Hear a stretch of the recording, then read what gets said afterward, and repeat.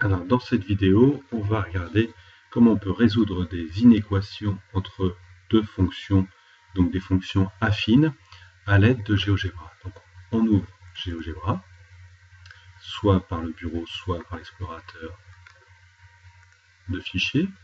Là, donc, on met GeoGebra en grand, et on va comparer les fonctions f de x et g de x. Alors, f de x égale 2x plus 3. Donc, on va taper dans la barre de saisie. Donc, ici, moi, elle se trouve en bas de l'écran, parfois elle est en haut. On va taper f de x égale 2x plus 3.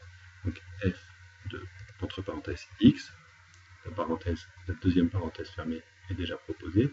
Il faut bien faire attention d'aller à droite de la parenthèse avec les flèches de direction, égale, ensuite on tape 2x plus 3, 2x plus 3, et on fait entrer.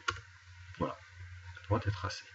Ensuite, on va attraper g de x égale moins 3x plus 5, g de x. On sort bien sûr de la parenthèse, égale moins 3x plus 5, moins 3x plus 5. Voilà, elle est tracée. Alors, on va lui demander de mettre l'intersection entre les deux droites. Donc, l'intersection, on l'a ici. Donc, on va dans le menu déroulant, intersection. On clique sur intersection, voilà, et là il va nous dire qu'on peut fixer une intersection entre F et G. On clique, tac, elle est mise. Là, donc il l'a appelé A, nous on va la renommer en I pour intersection. Donc on clique droit sur le point, voilà, point, renommer, on va l'appeler tout simplement, grand en majuscule. Ok. Ensuite, eh bien, on voudrait avoir un X qui se promène le long de l'axe. D'accord? Alors ce qu'on va faire, c'est qu'on va créer un curseur. Sur le curseur, donc soit c'est écrit directement en haut, soit avec la petite flèche on peut l'obtenir ici, s'il n'apparaît pas directement, curseur. Et on clique sur le repère, un endroit où on voudrait que le curseur se mette.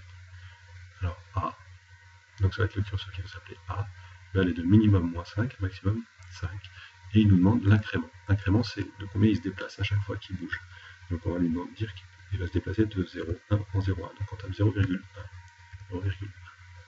Et ensuite on fait OK. Voilà, donc là on a un curseur. On voudrait que quand on bouge le curseur, en fait, il y a un X qui se promène le long. D'accord? Alors on va taper les coordonnées d'un point qu'on va appeler grand X. Donc on retourne à la base de saisie. On tape X majuscule. Et là on va taper ses coordonnées. Pour les taper, on fait X égale, entre parenthèses, ses coordonnées. Donc égale, entre parenthèses, alors son abscisse, ben, ça vaut A. D'accord? Donc là on tape A. Et puis on rajoute une virgule pour mettre son ordonnée, A, et son image, bah, c'est F, ça va être E. Comme on veut qu'il soit sur l'axe des abscisses, ça va être 0. Donc on tape A et 0. Voilà, et entrée. Et donc là, on a un X qui se promène le long. Vous voyez, X se promène le long de l'axe. Et on peut le promener. Ah, il ne veut pas se promener. Pourquoi il veut pas? Ah, il ouvre la fenêtre. Oui, c'est parce qu'on est resté sur la création de curseur. Il faut que nous, maintenant, on aille sur déplacer, sélectionner des objets, donc se promener sur le graphique. On clique dessus, voilà, et là, on peut bouger. Vous voyez, il peut bouger. Donc, ce qu'on voudrait maintenant, c'est avoir les images de X par F, qui se mettent sur la droite F, et l'image de X par G, qui se mettent sur la droite de G. Donc, on va créer un point, qui est l'image de X par F. Donc on va créer le point F de X, alors grand F, on va l'appeler grand F, petit x, grand F, petit x. Et on va lui mettre ses coordonnées. Donc c'est quoi? C'est égal à, entre parenthèses, son abscisse, c'est celle de X, et celle de X, c'est A. Donc on met A.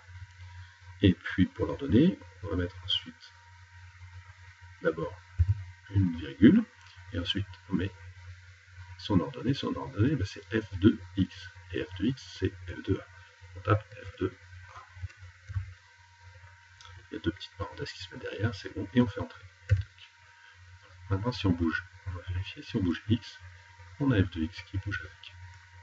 Maintenant qu'on l'a fait pour F, on le fait également pour G, donc grand G, petit x, et donc égal à, entre parenthèses, A, G de A.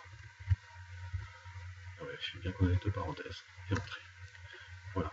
Donc quand on bouge x, on a le point, les deux points qui bougent. Parfois f de x est au-dessus de g de x, parfois g de x est au-dessus de f de x, et parfois ils sont au même endroit. D'accord? Pour bien le voir, on va lui faire tracer une droite verticale qui passe par les 3 points. Et pour ça, on va dans la zone de saisie et on va taper que pour la valeur de petit x égale donc l'abscisse de x c'est a, donc petit x égale a, on lui demande de tracer la droite. Voilà. Et donc quand on déplace x, et bien on a la droite qui se trace en bleu. Voilà. On peut même améliorer un petit peu en mettant de l'animation, c'est-à-dire que le curseur se promène tout seul. Donc là on clique sur le curseur, clic droit sur le curseur, animer. Et là voilà, on voit qu'il se promène. Il y a plein d'options. Si vous cliquez droit dessus, vous pouvez faire propriété. Et là il vous met les options, la vitesse, les incréments par exemple. On peut faire plusieurs choses. Voilà. Maintenant vous pouvez observer quand est-ce que f de x est au-dessus de g de x et inversement, et répondre aux différentes questions. Un petit mot avant, si le quadrillage, la grille n'apparaît pas, vous pouvez toujours cliquer droit. Il faut que ça apparaisse graphique. Là c'est non, ça va pas. Donc cliquer à un autre endroit, graphique. Voilà. Et si jamais la grille n'apparaît pas, vous pouvez cliquer dessus. Elle va apparaître ou disparaître. Si je clique sur grille, elle disparaît. Si je reclique dessus, elle apparaît. Voilà. D'accord? Et puis là, parfois, la graduation apparaît voilà, que 2 en 2 par exemple. 0,2, 0,4, 0,6. Or, nous, on la voudrait de 1 en 1.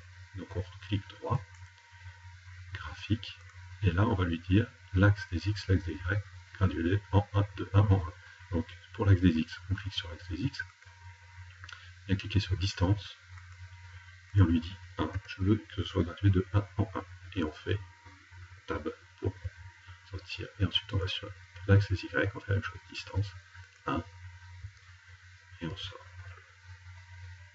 Voilà, et là c'est toujours bien gravé. Donc ensuite on peut faire un zoom, éventuellement pour descendre, si on veut, et déplacer, et tel qu'on le souhaite.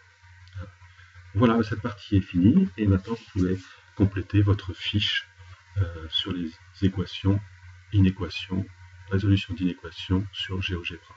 Bon courage!